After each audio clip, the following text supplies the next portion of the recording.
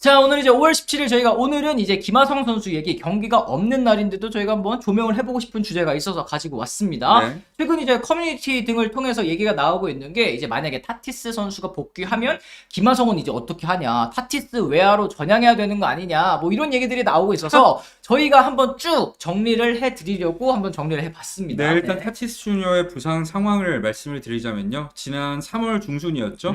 왼쪽 손목 수술을 결국에는 받았습니다. 네. 그리고 지금 빠른 속도로 재활을 밟고 있는 상황이죠. 그렇습니다. 뭐 다음 달 복귀가 예상되는 상황입니다. 아직 배트를 잡고 스윙하는 단계는 아닌데 6월 중순 복귀를 목표로 재활에 매진하고 있으니까 진짜 뭐 회복 페이스가 엄청 빠르다고 말씀드릴 수 있겠죠. 그랬을 때 타티스 주니어가 돌아오면 이제 김하성 선수는 어떻게 될 것인가, 당연히 많은 분들이 관심을 가지고 있습니다. 자, 그랬을 때는 이제 김하성 선수 이 출전을 위해서 타티스가 결국에는 뭐 외야로 전향해야 되는 게 아니냐, 그리고 외야 전향설은 우리나라에서만 나오는 게 아니라 원래 이제 현지에서 먼저 나왔기 때문에 이런 얘기가 있는 것 같은데 이거부터 네. 한번 짚어보도록 하죠. 일단 타티스 주니어 같은 경우에는 지난 시즌 실제로 이 외야수로 출전을 한 기간이 있었죠. 네. 왜냐하면은 이 고질적인 어깨 탈구 부상 때문이었습니다. 이 음. 송구하는 쪽 오른쪽 어깨가 아니라 왼쪽 어깨가 지금 계속 아픈 상황인데 네. 다들 아시겠지만 스윙할 때 팔로우 스윙을 너무 크게 하는 바람에 어깨 이렇게 계속해서 어깨가 열렸었던 거예요. 그러면서 그쪽에 부상을 입었었고, 그 다음에 이제 유격수 수비 도중에 이제 슬라이딩 캐치, 이렇게 딱 슬라이딩 캐치를 할 때 글러브를 낀 왼쪽부터 이제 바닥에 닿는 경우가 많잖아요. 그때 이제 어깨 탈골 부상이 악화될 수 있다. 이런 가능성이 제기가 되면서 외야수로 출전을 했었습니다. 맞습니다. 그렇기 때문에 뭐 이제 타티스가 계속해서 어깨 부상이 계속된다면 외야수로 가는 게 이제 부상을 좀 막고 또 장기 출전할 수 있게 뭐 14년 계약을 한 선수이기 때문에 그렇죠. 그런 얘기가 있는 것 같은데 현실적으로 딱 생각을 해봤을 때는 쉽지 않은 일이라고 생각이 듭니다. 그렇습니다. 일단 타티스 주니어 본인이 이 외야 수비를 좋아하지 않는다고 이미 밝혔고요. 유격수로서도 좋은 수비를 부상이 아니라면 보여줄 수 있는 선수가 타티스 주니어인데 지난해 내셔널리그 홈런왕을, 그러니까 42개 홈런을 때려내면서 홈런왕을 차지한 선수가 알아서 외야수로 간다고 한다? 이거 쉽지 않고요. 그렇죠. 구단이 타티스 주니어한테 요구한다? 이것도 사실 쉽지 않습니다. 맞습니다. 이 타티스가 뭐 유격수 출전을 원한다고 한다면 어쩔 수 없이 비켜줘야 되는 게 지금 현재 메이저리그 최고의 인기 스타고 성적도 지난해 130경기밖에 뛰지 않았는데 MVP 3위를 수상했을 정도로 정말 훌륭한 성적을 그렇죠. 남겼단 말이에요. 42홈런 97타점에 유격수가 타율은 2할 8푼 1리에 OPS는 1 가까이 찍었잖아요. 그래. 예.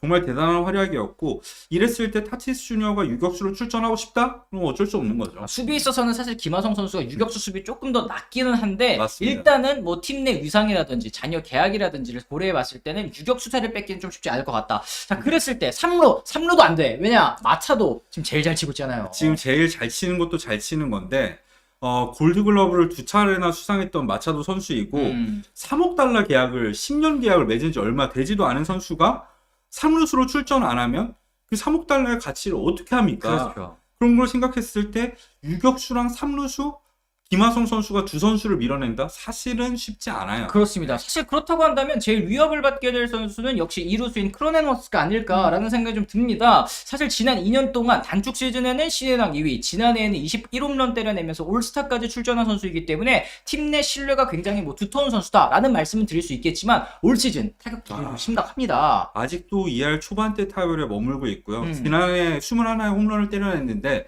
지금은 그때의 장타력이 전혀 아닌 상황이에요. 그렇죠. 네. 타율이 2할 5리에 OPS 0.623, WRC 플러스도 85인데 김하성 선수의 WRC 플러스가 124거든요. 이게 뭐 크로넨워스가 리그 평균보다 15% 못 치고 있을 때 김하성 선수는 24% 잘 치고 있다는 뜻이고, 또 지난해 올스타 갔다 왔을 때 크로넨워스 선수가 WAR 4 찍었거든요. 근데 지금 김하성 선수가 29경기 뛰고 나서 1.0을 찍었으니까 현재는 어쨌든 김하성 선수가 지난해 크로넨워스보다 더 잘하고 있다라고도 볼 수 있는 그런 상황입니다. 그렇습니다. 그랬을 때 사실 김하성 선수를 2루로 기용하는 게 맞죠.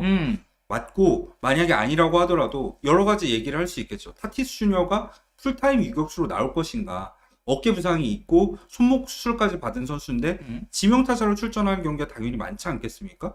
그럼 유격수를 누가 봐요? 김하성 선수가 봐야죠. 또 마차도는 지금처럼 전 경기 출전할 겁니까? 저번에 빠졌을 때 누가 3루를 봤나요? 김하성 선수가 봤죠. 이런 식으로 김하성 선수의 활용폭은 무궁무진하게 넓기 때문에 다양한 포지션을 오가면서 주전급 플레잉 타임을 보장받는 거는 저는 당연하다고 봅니다. 그렇죠. 예. 뭐 이제 호스머 선수도 지금 너무 잘 치고 있는 상황인데 사실 지금 이제 1루, 2루, 유격수, 3루수 여기 이제 지명 타자까지 내셔널리그에 도입이 되면서 5개의 자리가 생겼잖아요. 여기에 김하성 선수가 4군데에 들어갈 수 있는 그런 상황이기 때문에 돌아가면서 나오다 보면은 주전 정도의 플레잉 타임은 충분히 확보할 수 있지 않을까. 타티스가 돌아오더라도 이런 생각이 일단 좀 들거든요. 그렇습니다. 뭐 고정 포지션을 잡지 못할까봐 불안해하는 거는 뭐 저도 당연히 공감을 하는 바이지만요. 하여튼 뭐 그렇습니다. 네. 지금 뭐 카노 얘기도 지금 채팅창에 나오고 있는데 카노 같은 경우에는 이제 김하성 선수의 영향을 뭐 전혀 주지 않을 것 같다. 사실 타티스가 왔을 때 로스터 한 자리를 제일 위협받을 선수가 또 카노이기도 한 것 같으니까 그렇죠. 김하성 선수와는 크게 영향이 일단 없을 것 같습니다. 카노 같은 경우에는 잔여 계약이 2년 남은 상태에서 매치에서 방출이 됐잖아요. 그 돈은 매치가 주는 거고 샌디에고는 최저 연봉 주고 영입한 선수이고요. 지금 타율이 1할 7분대예요. 그리고 반등 가능성도 지난 시즌에 통째로 쉬었다는 걸 생각했을 때는 쉽지 않죠. 그래요. 예. 그래요. 뭐 크로이너스가 2년 동안 검증된 선수이긴 하지만 어쨌든 김하성은 700만 달러를 받는 선수고 크로이너스는 최저 연봉 받고 있는 선수입니다. 지금 팀에서 3번째로 잘 치고 있는 김하성 선수를 지난 2년 동안 잘 쳤다는 이유로 크로이너스 대신에 벤치로 김하성이 간다? 이거는 저는 개인적으로 좀 말이 안 된다고 생각을 하고 있거든요. 뭐 지금보다 훨씬 김하성 선수가 부진하게 된다면 또 얘기가 달라지겠지만요. 네.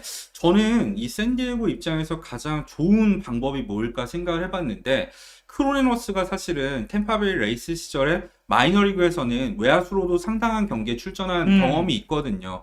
그랬을 때 지금 타격이 부진하지만 외야수로 보내서 수비 부담을 덜어내면은 지금보다 타격도 반등할 수 있지 않을까? 그리고 지금 외야수들이 너무 못해요. 맞아요. 프로파 선수도 시즌 초반에 반짝한 이후에 타율 1할대로 떨어진 지 정말 오래됐고요. 그리샴도 타율 1할대고요. 마이어스는 타격도 타격이지만 지금 수비가 정신을 못 차리고 있어요. 그런 상황에서 크로네너스를 외야로 한번 보내보는 것도 팀 차원에서 충분히 해볼 만한 고민이 아닌가 싶습니다. 맞습니다. 사실 지금처럼 김하성 선수가 잘 이 타격에서 좋은 모습을 보여준다고 한다면 어떻게 해서든 샌디에고는 자리를 만들어서 기용을 하려고 할 겁니다. 지금 그렇죠. 윈나우 팀이기 때문에 이건 뭐 당연한 일일 테고 또 사실 이 프렐러 단장이 과거 이제 인터뷰를 통해서 다저스가 롤모델이다라는 얘기를 했었어요. 그때 그렇죠. 키케나 테일러의 존재를 이제 언급을 한번 한 적이 있었거든요. 뎁스가 강하기 때문에 부상자 걱정이 없다. 그리고 그것이 정규 시즌 다저스가 강한 이유다라고 이제 말씀을 드릴 수 있을 것 같은데 그렇기 때문에 이미 내야에 뭐 마차도 있고 뭐 타티스 있는데도 불구하고 샌디에고가 김하성 선수를 영입한 원인이 바로 여기에 있다고 저는 생각을 하거든요. 그렇습니다. 김하성 선수가 최고로 노릴 수 있는 포지션 사실 다저스에서 크리스 테일러만큼 해주면 그것만큼 좋은 게 없죠.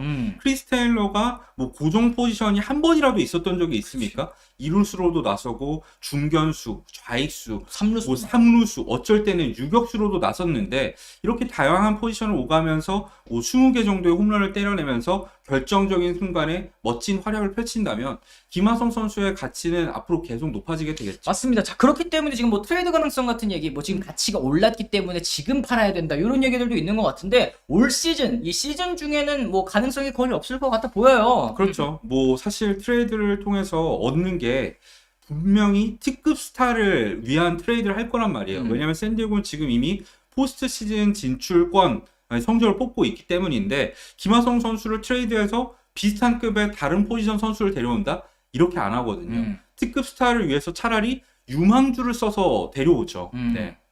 김하성 선수는 메이저리그 계약을 맺은 선수이기 때문에 잔여 계약도 3년 남아있기 때문에 쉽지 않습니다. 그렇습니다. 어쨌든 뭐 지금 아브람스 선수가 이제 마이너리그에서 일단 유격수로만 출전을 하고 있습니다. 내년에 아브람스까지 합류한다면 내야 포지션 정리가 필요한 상황이기는 한데 일단은 오프 시즌에 좀 봐야 되겠죠. 뭐 이미 지난 오프 시즌 때 호스머 혹은 이제 마이어스 같은 선수를 처분하려고 하기도 했었고 올 시즌이 끝나면 호스머 선수가 또 옵트아웃 조항이 있기도 하거든요. 호스머는 좋은 성적을 찍으면 반드시 옵트아웃을 할 거고 마이어스의 계약도 종료가 됩니다. 그러면 그때 가서 또 포지션 정리를 고민하면 되는 거죠. 이 외야수 영입을 위해서 이제 김하성 선수가 좀 트레이드될 가능성 겨울에 있을까요? 좀 좋은 성적을 거뒀다고 한다면? 충분히 그럴 수도 있겠죠. 하지만 아직까지는 논의할 얘기가 아니라고 생각합니다. 올 시즌 잘하는 게 먼저예요. 사실 저희가 지난해에는 그런 얘기 해드렸잖아요. 뭐 김하성 선수 딴 팀 갔으면 뭐 어땠을까요? 계약을 샌디에고랑 왜 했을까? 이런 얘기 했을 때 저희가 냉정하게 그런 말씀 해드렸어요. 아니 이 성적을 찍었으면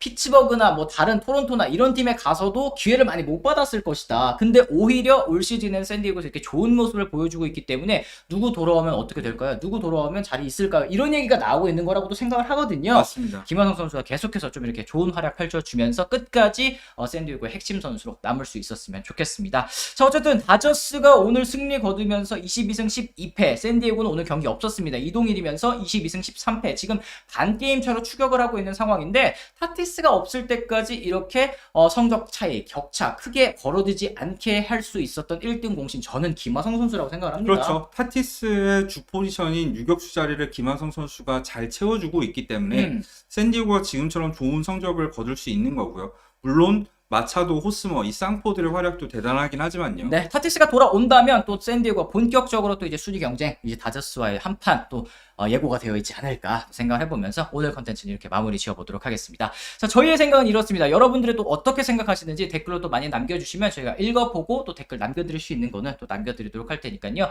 많은 의견 부탁드리도록 하겠습니다. 저희는 그럼 내일 또 다른 컨텐츠로 다시 돌아오도록 하겠습니다. 지금까지 시청해주신 분들 모두 감사합니다. 고맙습니다.